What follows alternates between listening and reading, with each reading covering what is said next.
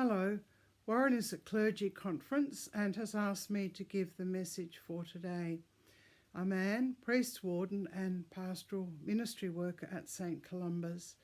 As part of our weekly Bible study, we reflect on how the passage of Scripture impacts on us, in fact, interprets us. Here's my recent reflection on Luke chapter 24, after the resurrection of Jesus. In verse 41, at Jesus' appearance, Luke writes, "While in their joy they were disbelieving and still wondering, Jesus said to them, 'Have you anything to eat?' They gave him a piece of broiled fish, and he took it and ate it in their presence."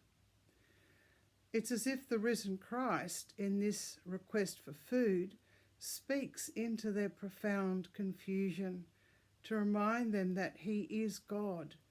In the flesh, he is risen, he is with them. And in their joy and disbelief and wonder, they respond, giving him fish, and he eats it in their presence. Our hearts and minds too can hold contrasting realities. We can, like these witnesses to Jesus' presence, feel joy and disbelief and wonder all at once as we grow in faith.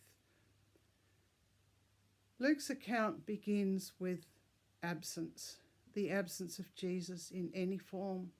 They can't find him. The narrative, based on this absence, moves very quickly.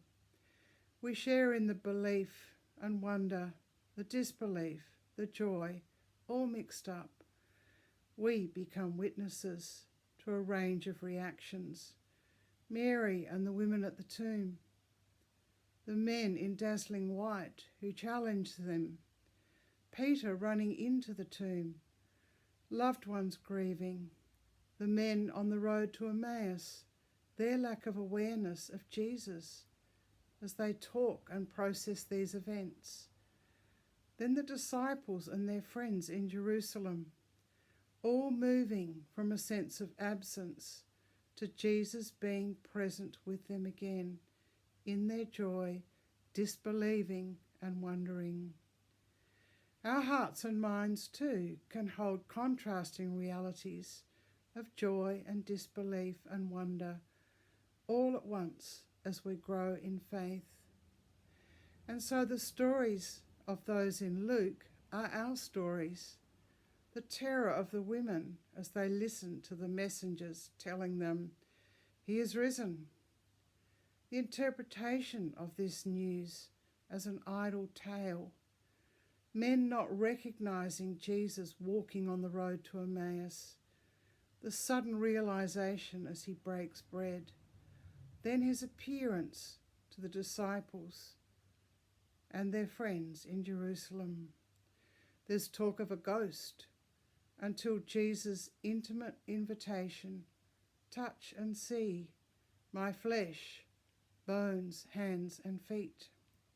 And Jesus, their loved one, gives him their peace, gives them his peace, reminds them of scriptures that have challenged yet sustained them for generations, and the necessity of his suffering to fulfill the scriptures, joy and disbelief and wonder.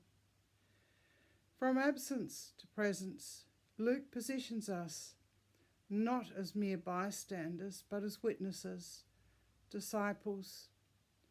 May we continue to share that experience, hold that experience of being in joy, disbelief and wonder, as we focus on the crucifixion and the resurrection as key to understanding our faith as good news, not an idle tale.